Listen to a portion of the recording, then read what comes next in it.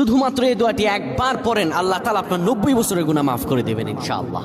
আপনার 90 বছরের গুনাহ মাফ হয়ে যাবে যদি মাত্র এই দোয়াটি যদি একবার পড়তে পারেন। আপনার ভাগ্য খুলে যাবে, রিজিকে বরকত আসবে, মনের ন্যাক আশা পূরণ হবে, আল্লাহ আপনার সব দোয়া কবুল করে দিবেন। সুবহানাল্লাহি ওয়া বিহামদি।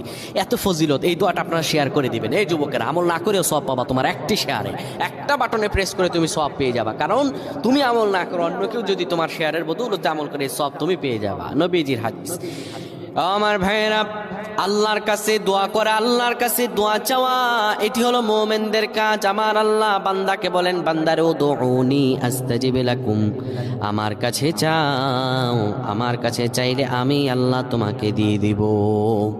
কেউ যদি একবার এই দোয়াটি পড়তে পারে, দোয়াটি হলো রব্বি ইন্নী যালামতু নাফসি ফাগফিরলি। কেউ যদি এই দোয়াটা একবার পড়তে পারে, আমার আল্লাহ তাআলা তার 90 বছরের গুনাহগুলো মাফ করবেন। কবিরা গুনাহ নয়, সেটি হলো সগীরা গুনাহ। সগীরা গুনাহ মাফ হবে। বলবেন হুজুর 90 বছর তো হয়নি, তাহলে গুনাহ মাফ হবে কি করে?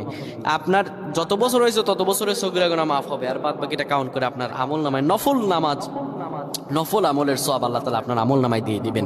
কিন্তু এটির ব্যাপারেও সহিহ সনদে তেমন কোনো গুরুত্ব আরোপ হয়নি, এটির ব্যাপারে তেমন কোনো উল্লেখিত সহিহ সনদ নেই। কিন্তু আমল করতে পারেন, যেহেতু এর অর্থ সুন্দর। আল্লাহ আমাদের কবুল করুক, পড়েন আমিন।